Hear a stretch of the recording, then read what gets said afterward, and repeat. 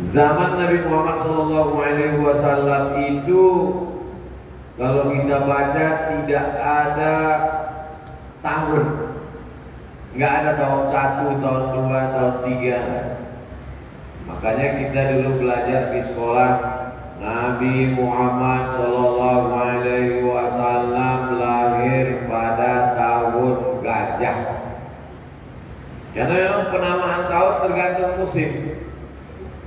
Jadi andailah sekarang tidak pakai tahun, anak ibu lahirnya kapan? Tahun corona. Terus kalau berkelanjutan juga tahun apa? Tahun masker.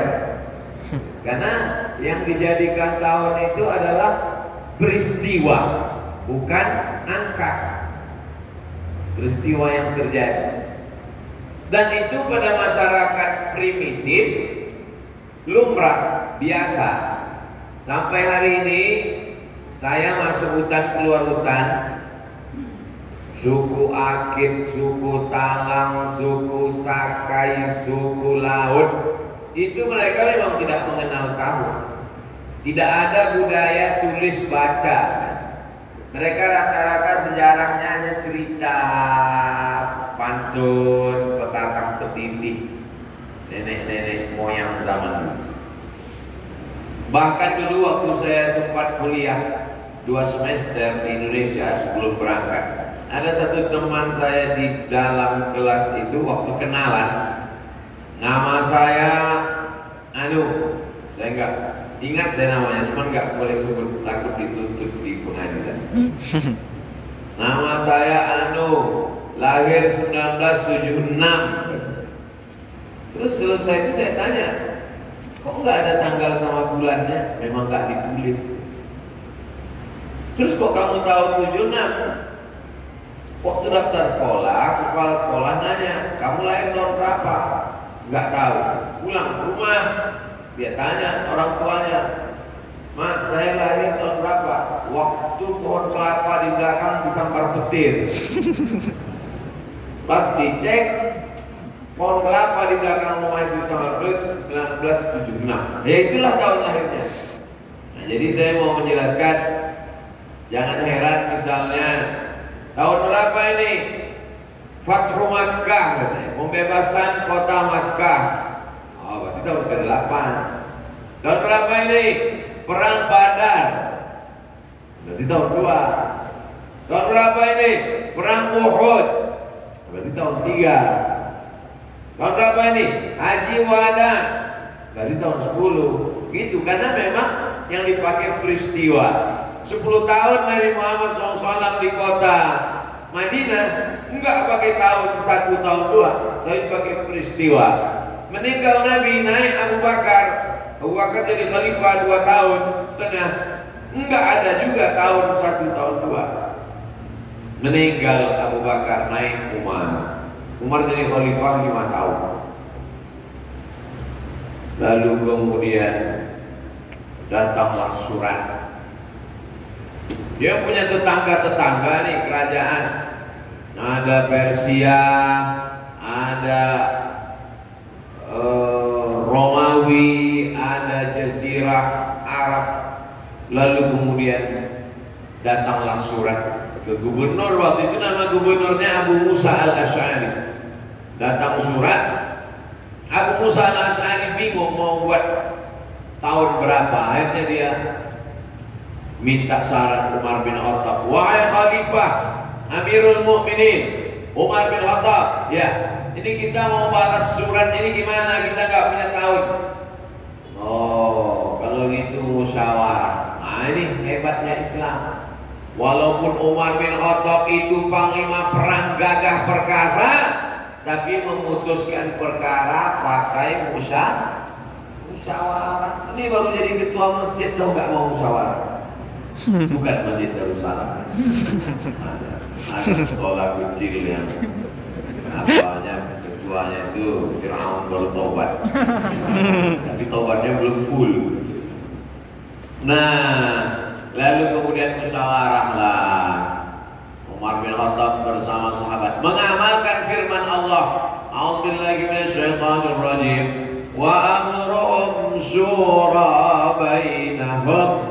Orang beriman itu memutuskan perkara berdasarkan musyawarah. Dari dasar musyawarah inilah diambil ke adopsi ke Pancasila. Makanya di Pancasila itu ada tauhid, ketuhanan yang Maha Esa. Ada kemanusiaan, al-insaniyah, kemanusiaan yang adil dan beradab. Ada al-wahdah, persatuan Indonesia. Ada permusyawaratan. Ada al-adalah, keadilan sosial bagi seluruh rakyat Indonesia. Jadi yang menyusun Pancasila itu adalah para ulama, founding father, pendiri bangsa. Jadi jangan dibenturkan. Sekarang mau dibenturkan antara nasionalisme dengan agama. Siapa yang berteriak Allahu Akbar berarti musuh nasionalisme. Ini orang nggak ngerti sejarah. Dan sebab itu, kemana ceritanya? Oke, balik ke musyawarah. Musyawarahlah Umar bin Khattab. Kata Umar bin Khattab, ini ada surat dari Gubernur Abu Musa al-Asy'ari minta saran, sumbang kontribusi pemikiran. Kita mau buat kalender. Nabi sudah meninggal. Kalendernya dimulai kapan? Usul pendapat pertama. Ya, silakan. Bagaimana kalau kalendernya kita buat dari sejak Nabi lahir? Nabi lahir tahun 1. Jadi seandainya kalender kita sejak Nabi lahir, itu nama kalendernya Selamat Tahun Baru Maulid. Karena lahir Maulid. Pendapat ini ditolak sama yang gak setuju. Saya kurang setuju. Kenapa? Karena Nabi Muhammad SAW lahir, tidak ada belum perubahan besar terjadi. Betul, Nabi Muhammad itu mukjizat luar biasa. Tapi ketika dia lahir, orang tetap mabuk, minum khamar, berzina, riba, macam-macam. Jadi kalau begitu perubahannya belum signifikan. Apa pelajaran dari sini?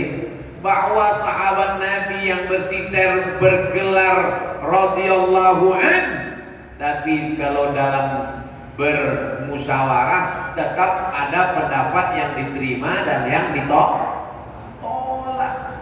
Ini kalau sudah musyawarah, pendapat saya begitu ditolak langsung merajuk pulang.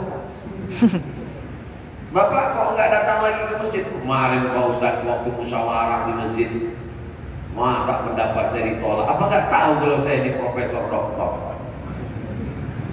Merajuk. Ini titel lebih hebat dari segala titel. As-sabiqun al-awwalun, mereka yang dulu masuk Islam, minal muhajirin, dari kalangan muhajirin, wal ansar, dari kalangan ansar, walladzina taba'uhum bi ihsan, dan yang mengikuti mereka dengan perbuatan baik.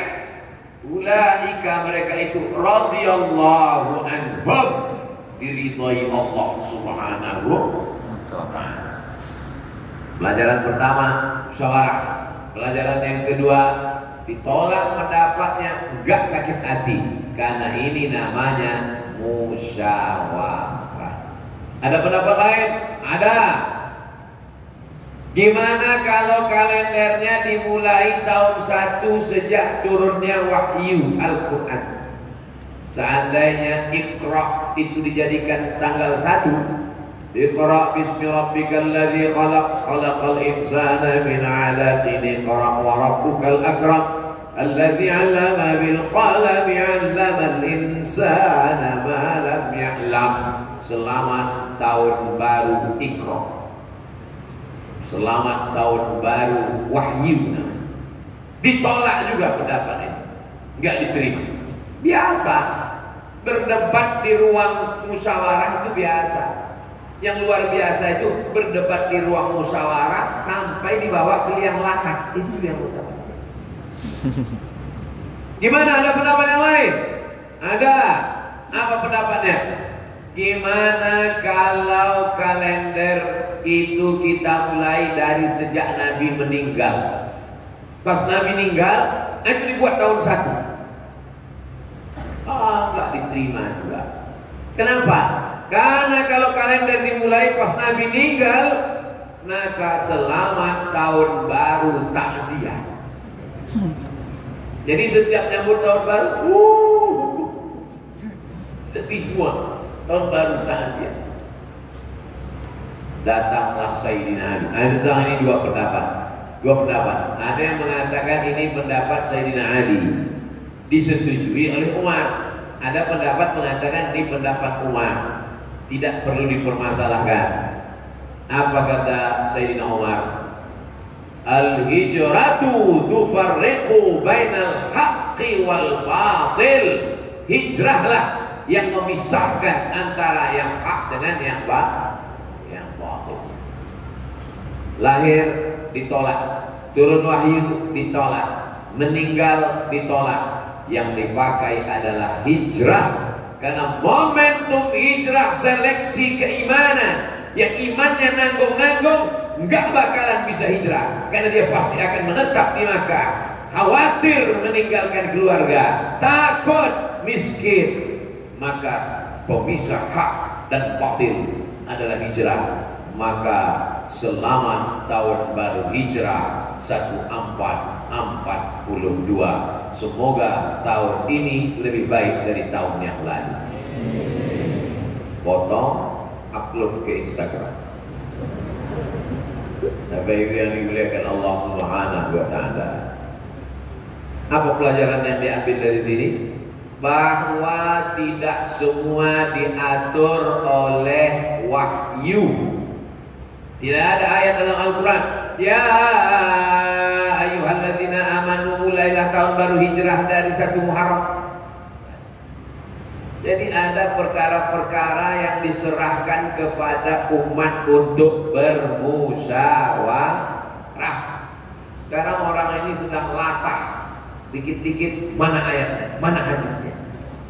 Memang betul itu Mas Bro. Tapi ini ada masalah yang diserahkan Allah kepada akal untuk memusyawarahkannya. Tapi keputusannya tetap dipilih yang terbaik di antara pendapat-pendapat, karena akal manusia ini seperti ini. Jangan tangan kiri lah Pak Ustaz, oke kanan. Akal manusia ini seperti ini. Jabatan manusia juga seperti ini. Bentuk rupa wajah manusia juga seperti ini. Ada akal ini sangat sempurna, ada yang rendah kurang sempurna, ada yang sedang-sedang saja. Ketika bermusyawarah lah akan tampak di mana kesempurnaan, kestabilan emosi. Oleh sebab itu kita dalam segala urusan hidup ini melihat ke Quran, melihat ke Sunnah, ikuti langkah para sahabat, salafun saleh, pakai akal, maka insya Allah ibadah membimbing hati, maka insya Allah kita diridhoi Allah sampai hari kiamat. Amin ya rabbal alamin. Akhirnya dipakailah momen hijrah. Hijrah ini berawal hari Kamis. Hari ini hari Rabu, besok Kamis. Hijrah berawal dari Kamis besok. Ini gladi kotor. Besok baru hijrah. Makanya tepat kata Pak Ketua Divisi Ibadah tadi, supaya Ustaz Al-Musomad datang tiap bulan kemana. Banyak yang mengaminkan. Hari Kamis pagi, ini momentum awal hijrah. Berkumpullah semua anggota-anggota parlemen. Apa ada parlemen waktu itu Pak Ustaz? Oke, kalau nggak setuju kepala suku, kepala suku ngumpul semua di sebuah tempat namanya Darun Nadwah. Masjid kita Darussalam. Tempat pertemuan di Makkah Darun Nadwah. Dar artinya rumah, Nadwah artinya pertemuan. Darun Nadwah, rumah pertemuan di kota Makkah. Yang mendirikan Darun Nadwah itu namanya Qusay. Siapa namanya? Qusay. Saya belum pernah ketemu orang Indonesia nama Kusoi. Kusoi. Muhammad sallallahu alaihi wasallam punya ayah namanya Abdullah, punya ayah namanya Abdul Muttalib, punya ayah namanya Hashim, punya ayah namanya Abdi Manaf, punya ayah namanya Kusoi, punya ayah namanya Kilab. Muhammad, Abdullah, Abdul Muttalib, Hashim, Abdi Manaf, Kusoi. Kakek yang ke-5. Kakek saya yang ke-5 gak hafal lagi.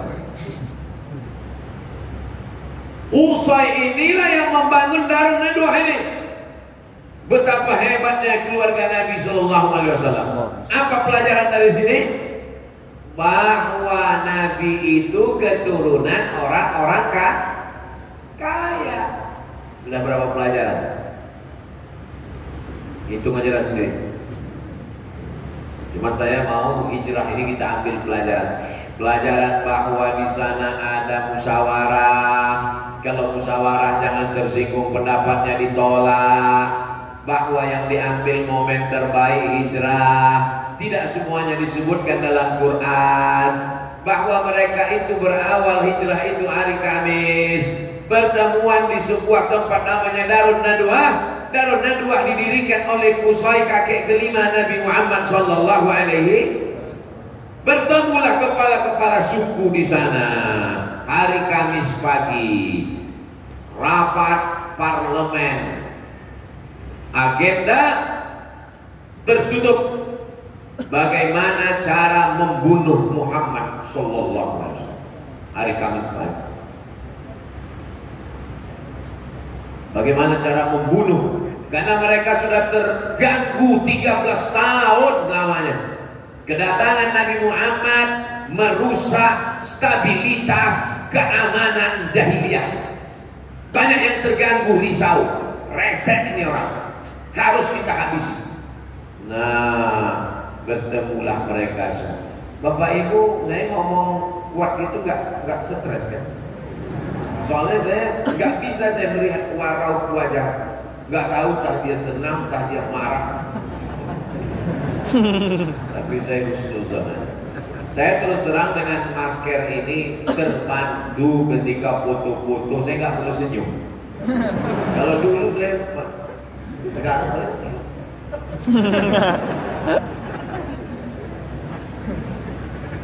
nah, lalu kemudian pagi Kamis agendanya adalah bagaimana ini menghabisi Muhammad SAW yang sudah merasuki banyak anak-anak muda terganggu dengan kedatangan dia. Ini orang mesti kita selesaikan dengan waktu yang secepat-cepatnya.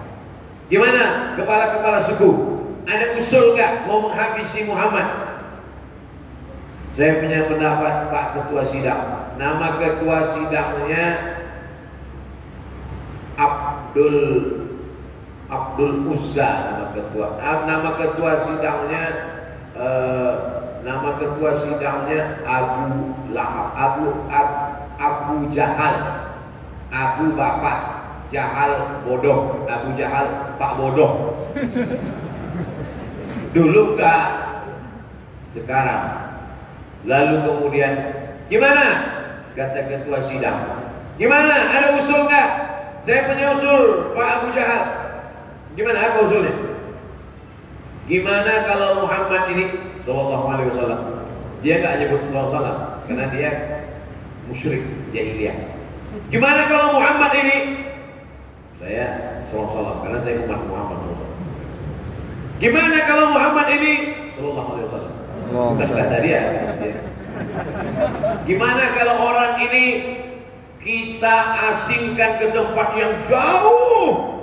Kita kirim dia ke Pulau Nusa Kambangan.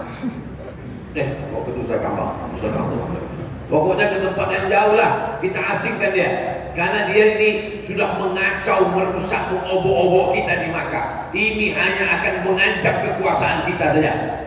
Gimana kalau kita asingkan dia, kita jauhkan dia? Kata Abu Jahal, gimana anggota? Setuju gak?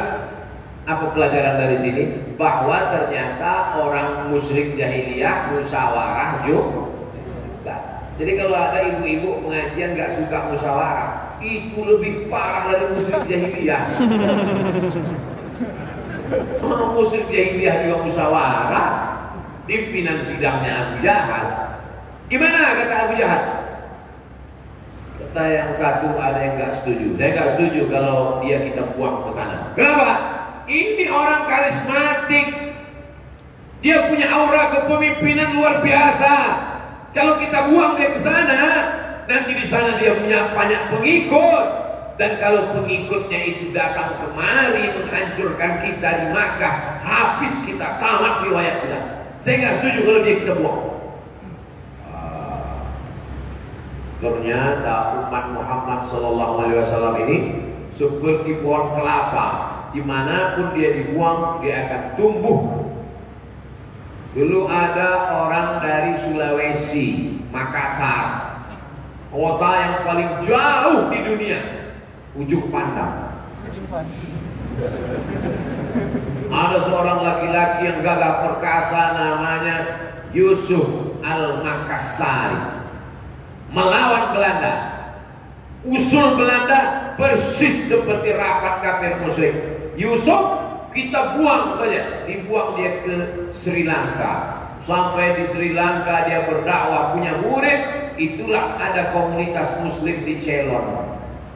Ternyata orang Islam ini dimanapun dia dibuang, dia tidak mati, dia tidak stres, dia tidak depresi. Dia punya aura kepemimpinan. Akhirnya orang Inggris dan Belanda yang menjajah waktu itu, ini bahaya. Kalau itu kita buang kemana? Dari Ceylon dibuang ke Cape Town, Afrika Selatan. Di Afrika Selatan dia buat komunitas. Dan pada masa Presiden Nelson Mandela, tempat kampung itu diabadikan menjadi kampung komunitas Melayu Makassar. Dan kemudian didirikanlah Masjid Indonesia di sana. Dan pemerintah Afrika Selatan memberikan Nobel perdamaian, penghargaan pahlawan kepada Yusuf Al-Makassari. Bapak Ibu bangga tak jadi orang Indonesia? Kalau nggak bangga ya nggak apa-apa, saya nggak maksa. Saya bangga. Kenapa? Karena dia dibuang, tidak stres, tidak bunuh diri, tidak terjun ke laut Afrika Selatan. Tapi dia tetap mengembangkan dakwah. Sampai hari ini Muslim besar di Afrika Selatan. Salah satu jasa dari Yusuf Makassar, Syekh Yusuf Al-Makassari, Tajul Khalwati namanya. Sedangkan umatnya yang jauh saja tidak bisa dibuang, apalagi sumber kemuliaan Muhammad SAW tidak bisa dibuang. Akhirnya rapat dilanjutkan. Gimana sidang? Ada usul lagi gak? Kata pimpinan sidang. Ada usul. Ayah, apa usul kamu? Bagaimana kalau kita buat kerangkeng, kita masukkan dia ke dalam, letakkan di samping Ka'bah, jangan kasih atap, biarkan dia mati sampai kering. Ini ekstrim. Bukan es krim. Ekstrim ini. Kurung dia, biarkan mati kering, panas. Bapak Ibu tahu panasnya kota Makkah. Bawa sendal swallow, letakkan 2 menit. Panas itu kota Makkah. Gak setuju. Kenapa kamu gak setuju dengan usul ini? Karena ini orang berwibawa, punya pengikut secara diam-diam keliling Makkah. Kalau mereka melihat pimpinannya di kerangkeng, tidak dikasih makan, maka mereka semua akan ngamuk, terjadi revolusi di kota Makkah, kita semua akan hancur. Sidang mulai buntu. Gimana Pak pimpinan sidang? Kata pimpinan sidang, 2 pendapat ini nampaknya semakin buntu, deadlock. Kalau gitu saya minum dulu kata pimpinan. Juga ada apa-apa saya.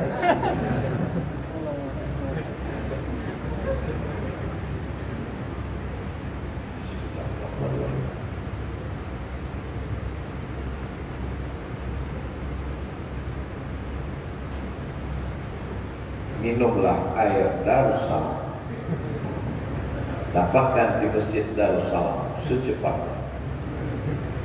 Dah, share.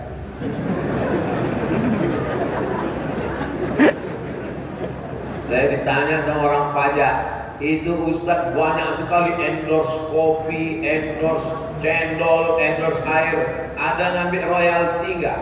Demi Allah nggak ada royalti. Udah kekurangan duit orang.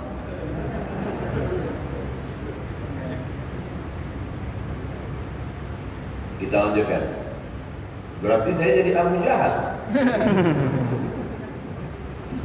Ada usul lagi nggak?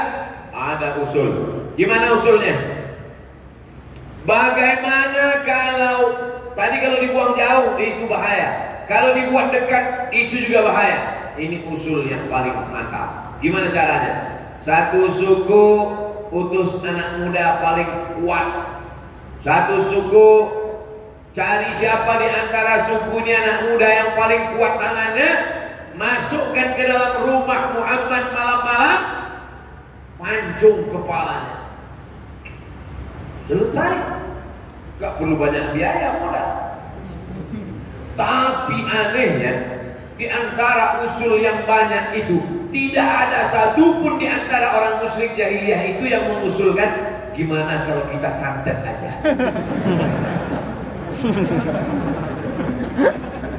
Jadi apa maknanya? Kalau ada orang sekarang pakai santet, berarti lebih jahiliyah daripada Abu Jahal.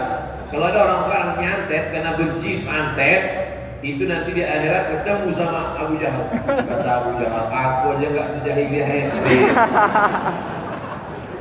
Kami memang di Makkah itu jahat, minum khamar, tapi untuk menghabisi dia nggak kami santet.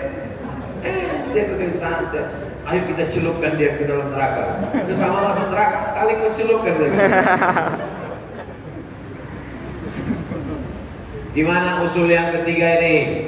Satu anak muda dari kalian masuk mengendap-endap dalam rumahnya, pancung kepalanya tengah malam. Gimana? Setuju? Bahaya ini Bapak Abu Jahal. Apa bahayanya? Muhammad sallallahu alaihi wasallam bukan anak sembarangan. Muhammad anak Abdullah, Abdullah anak Abdul Muttalib, Abdul Muttalib anak Hashim, Hashim anak Abdi Manaf, Abdi Manaf anak Qusay, Qusay anak Kilab, keturunan Lu'ay Fihr, cucu cicit Adnan, keturunan Ismail, anak Ibrahim alaihissalam. Mengalir darah Ibrahim dalam darahnya. Kalau sampai ketahuan ada suku yang membunuhnya, terjadi perang suku, satu suku akan dihabisi. Sembarangan. Kalian pikir Muhammad dikaleng-kaleng? Akhirnya sidang waktu itu alam luar biasa. Gak berapa lama idenya datang dari Abu Jahal sendiri. Kata Abu Jahal, saya punya ide sendiri. Apa ide Abu Jahal? Kalau satu suku mengirim satu anak muda, ketahuan nanti satu suku di sana dihabisi. Jadi kalau gitu gimana? Satu suku ngirim anak muda, satu suku ngirim anak muda, satu suku ngirim anak muda, satu suku ngirim anak muda, satu suku ngirim anak muda. Dan kemudian semua anak muda ini dikasih pedang. Malam-malam ramai-ramai masuk, semuanya ikut mencincang, dan kalau dia mati tidak ada satupun yang dituntut karena semuanya ikut. Inilah ide korupsi berjamaah dari Abu. Karena kalau cuma satu yang buat ditangkap, gimana kalau kita buat rame-rame? Siapa yang mau nangkap? Cerdas ya, cerdas. Tapi kenapa dipanggil Abu Jahal? Abu Jahal kan Pak Bodoh, padahal otaknya cerdas. Karena cerdasnya untuk yang jahat-jahat saja. Kalau untuk yang baik-baik, ya tertidur.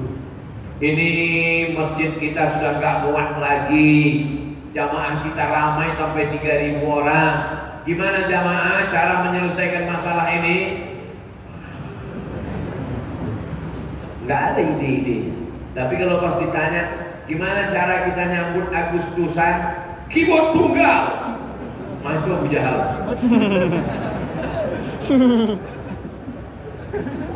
Oleh sebab itu maka disetujuilah. Gimana setuju? Semua suku setuju. Setuju semua suku. Akhirnya mengirimkan anak muda yang gagah, kekar, perkasa, tangan berotot, nanti malam siap mencincang. Dengan ini rapat pada hari Kamis menetapkan keputusan. Setiap suku mengutus anak muda. Sidang ditutup. Akhirnya mereka setelah tanda tangan akrah pulang semua. Siang itu datanglah Nabi Muhammad SAW menemui Abu Bakar Siddiq. Nabi Muhammad menemui Abu Bakar. Assalamualaikum. Waalaikumsalam. Rasulullah, ya. Ada apa ya Rasulullah? Abu Bakar, nanti malam kita hijrah. Jadi hijrah itu hari Kamis malam, Jumat besok malam. Besok malam, nanti malam kita hijrah. Kenapa malam ini ya Rasulullah? Karena nanti malam anak-anak muda akan masuk ke rumahku dan akan memancung kepalaku. Sebelum mereka beraksi, kita jalan. Pertanyaannya, itu rapat Kamis pagi tadi kan tertutup.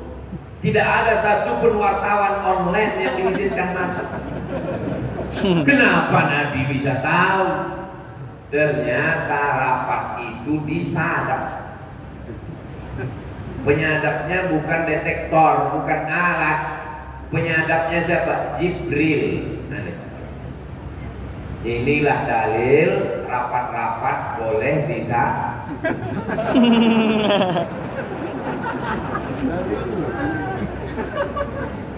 Nah, ibu-ibu, hati-hati rapat ibu-ibu. Mana tahu itu meningkatkan belanja bapak-bapak. Bocor.